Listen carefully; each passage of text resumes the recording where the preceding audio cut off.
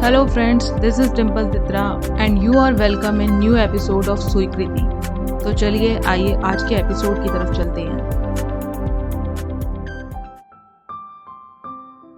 स्वीकृति, कहानी आत्मग्लानि की।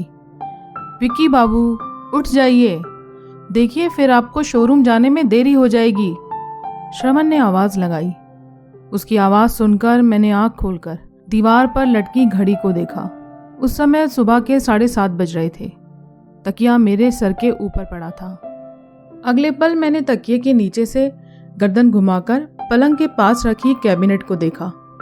मेरी सुबह की पहली चाय का कप श्रवण वहां रख चुका था। जब तक मैं उठकर बैठ पाता तब तक श्रवण दोबारा कमरे में दाखिल हुआ।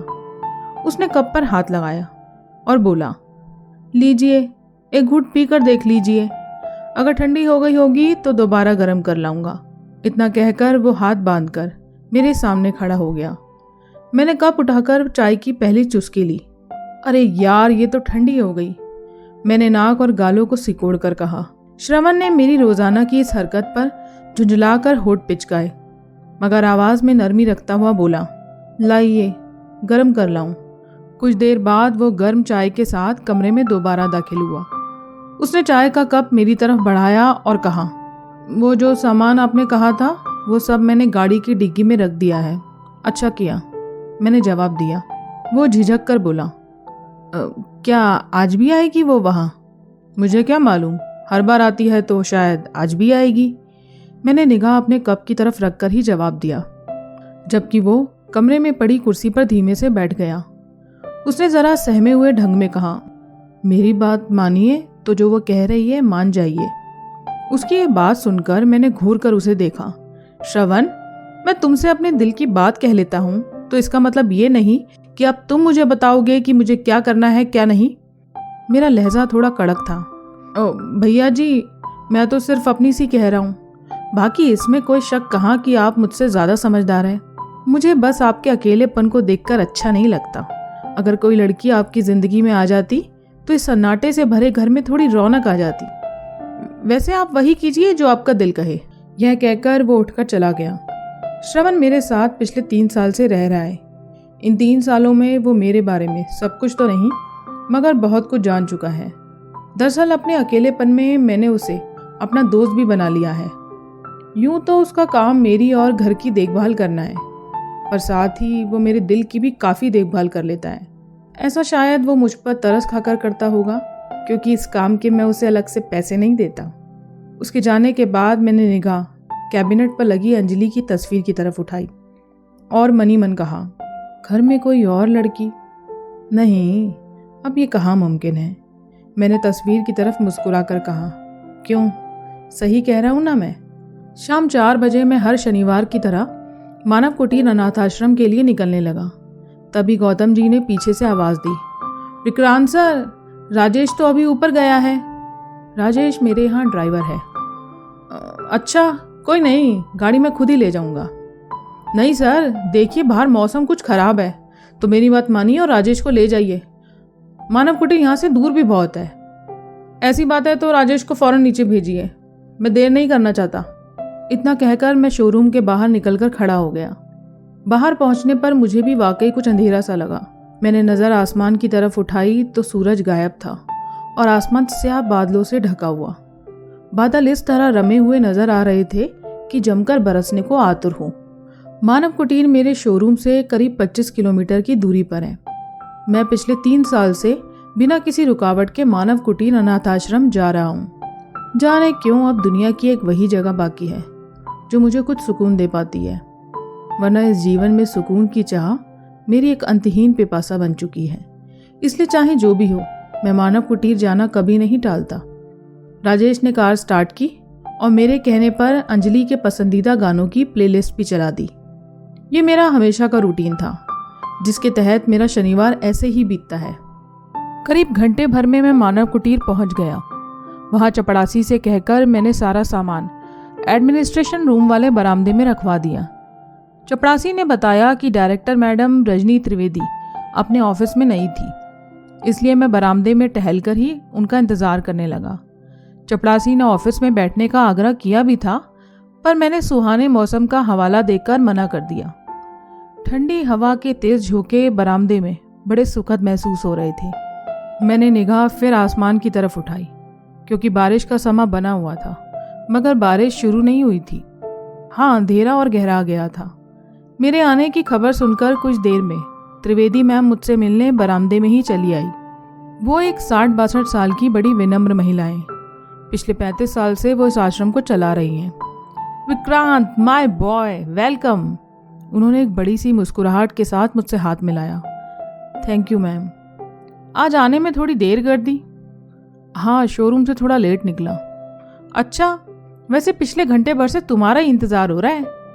ये कहते हुए उन्होंने मुझे ग्राउंड की तरफ चलने का इशारा दिया, क्योंकि शनिवार को इस वक्त बच्चे ग्राउंड में ही मिलते थे। अच्छा, पर मुझे ये मालूम है कि उन्हें इस बात में कोई शक नहीं होगा कि मैं आऊँगा या नहीं। मैंने हंसकर कहा। सही कहा, बिल्कुल भी नहीं, मगर उन्हें यह पता है कि इस बार तुम उपहार में सबके लिए नई टी शर्ट्स लाने वाले हो। अच्छा, वो तो मैंने पहले ही गाड़ी से उतरवा दी। मैंने हंसकर कहा। तुम कहो तो यहीं ग्राउंड में मंगवा दूं, तुम अपने हाथ से दे देना। त्रिवेदी मैम ने सुझाव दिया। नहीं, मैंने आसमान की तरफ फिर गर्दन उठाई। देखिए ना, बारिश किसी भी वक्त हो सकती है, पता लगे अगले पल सबको ग्राउंड से भागना ही पड़ जाए। हाँ, ये भी ठीक कहा। त्रिवेदी मैम ने ठहाका मारा। ग्राउंड में पहुंचते ही सब बच्चे मेरी तरफ लपक गए। हे, विक्की भैया आ गए। इस वक्त मैं बच्चों से घिरा खड़ा था और उनकी बातें सुन रहा था। तभी एक बच्चे ने मेरी पीठ के पीछे देखकर कहा, सलोनी दीदी भी आ गई। उसका नाम सुनते ही मैंने खुद पर संयम रखा और ऐसे व्यवहार किया जैसे मैंने कुछ सुना ना हो। कुछ पल बाद मुझे अपनी पीठ के पीछे से त्रिवेदी मैम और सलोनी की बातें करने की आवाज़ आने लगी। मैंने मन ही मन दुआ की, काश आज तो कम से कम मुझे सलोनी का सामना ना करना पड़े। तभी तेज बारिश शुरू हो गई, जिस कारण सभी बिल्डिंग की तरफ दौड़ने लगे। मैं सलोनी को नज़रअंदाज करने के चक्कर में बच्चों से बातें करता हुआ उनके रूम की तरफ चला गया। कोई घंटा भर उनके साथ बिताने के बाद जब मैं उनके रूम से बाहर निकला तो इत्तेफाकन सलोनी दाईं ओर के बरामदे से इसी तरफ आ रही थी। मैंने फौरन नज़र चुराई और बाईं ओर के बरामदे की तरफ मुड़ गया।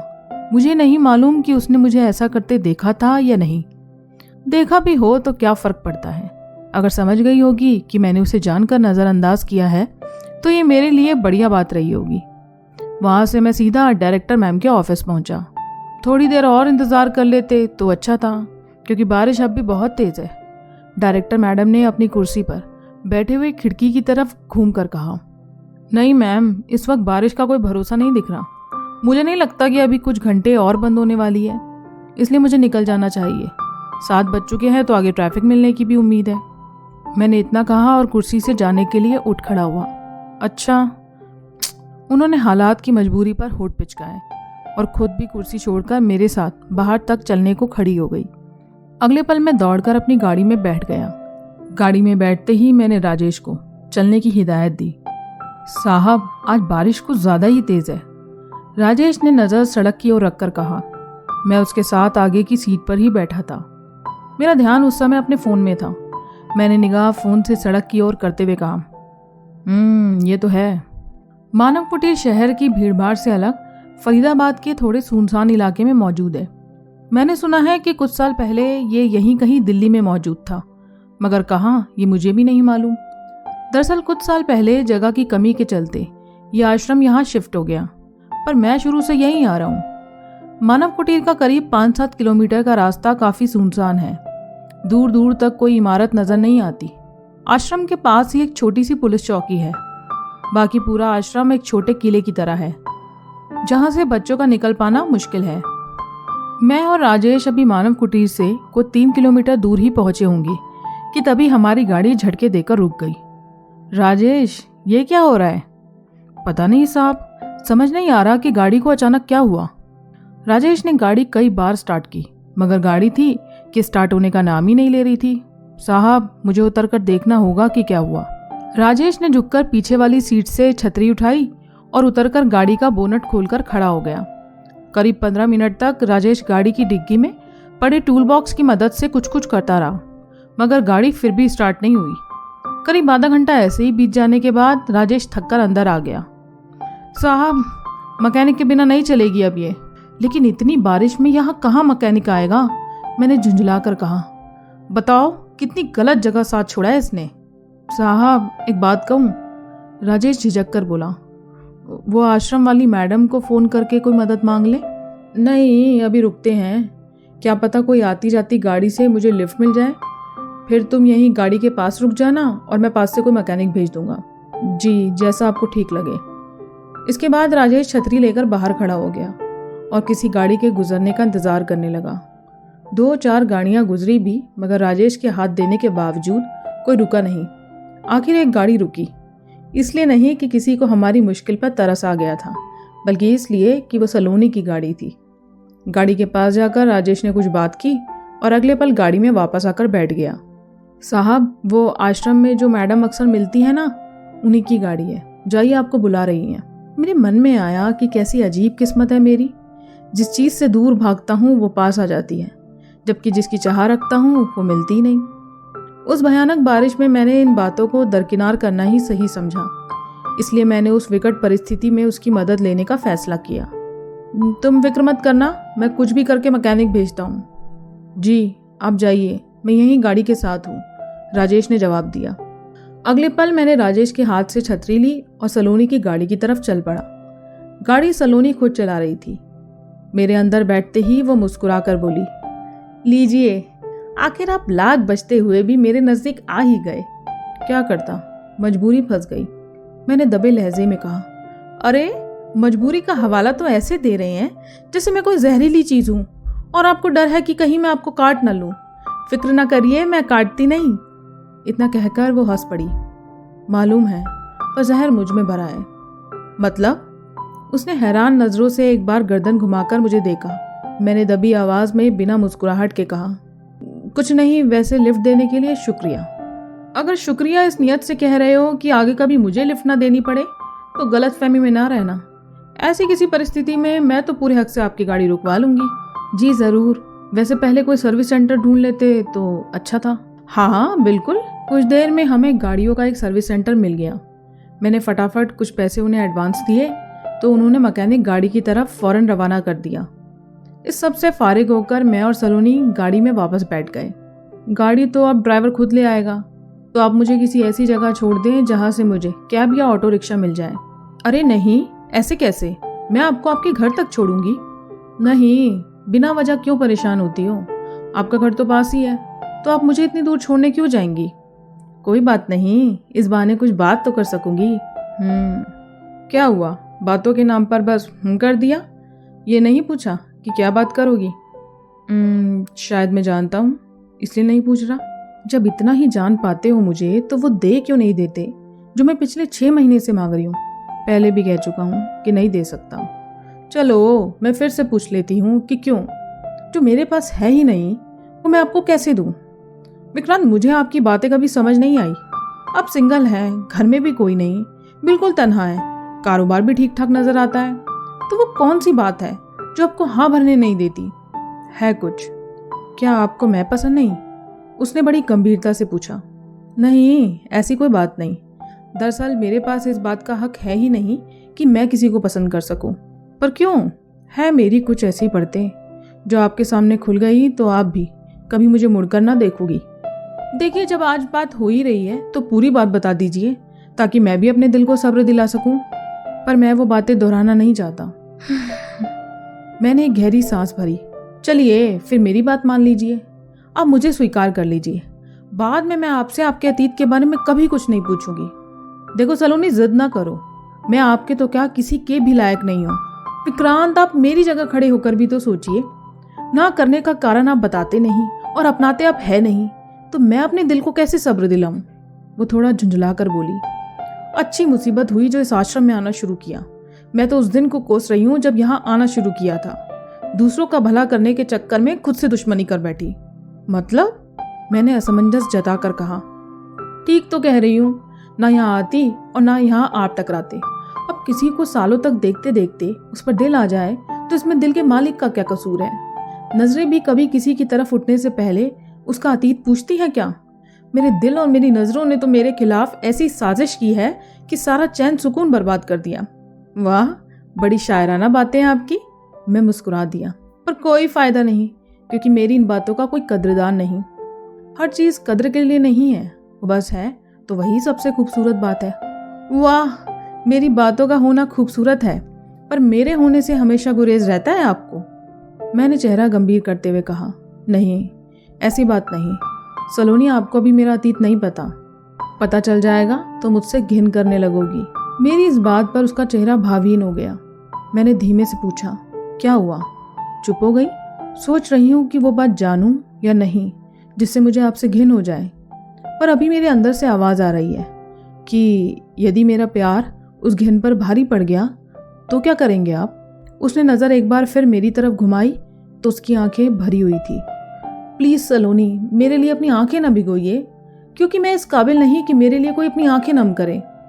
मेरी इस बात को सुनकर उसने गाड़ी धीमी की और सड़क के किनारे रोक ली।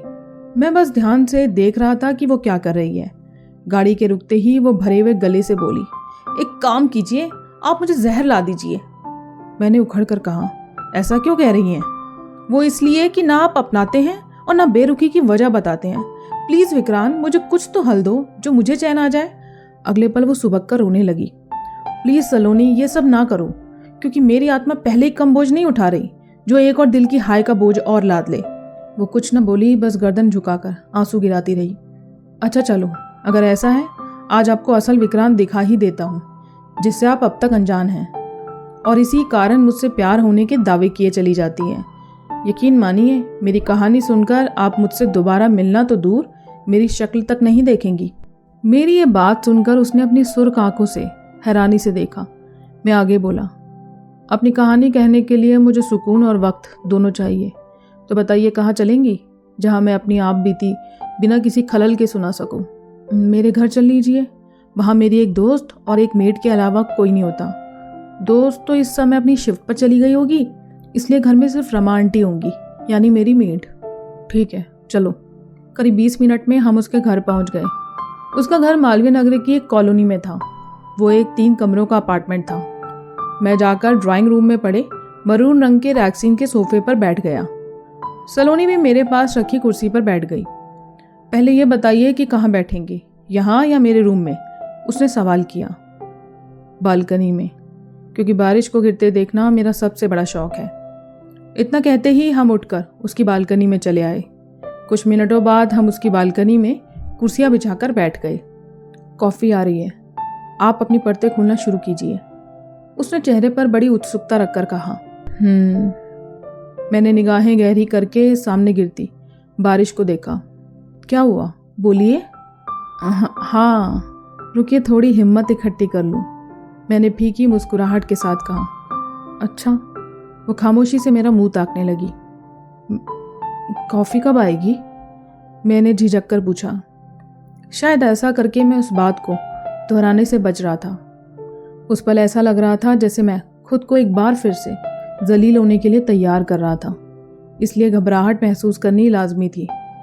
रुकिए, मैं खुद देख कर आती हूँ। सलोनी उठकर रसोई की तरफ चली गई। उस समय मेरा दिल जोर जोर से धड़क रहा था। ऐसा लग रहा था कि कोई मुझे धप्पा करके पकड़ने वाला है। कुछ देर बाद वो कॉफ़ी की ट्रे के साथ बालकनी में दाखिल हुई। अब फौरन बात शुरू कर दीजिए, क्योंकि मुझसे सब्र नहीं हो रहा, उसने कुर्सी पर बैठते हुए कहा। चलिए सुनिए।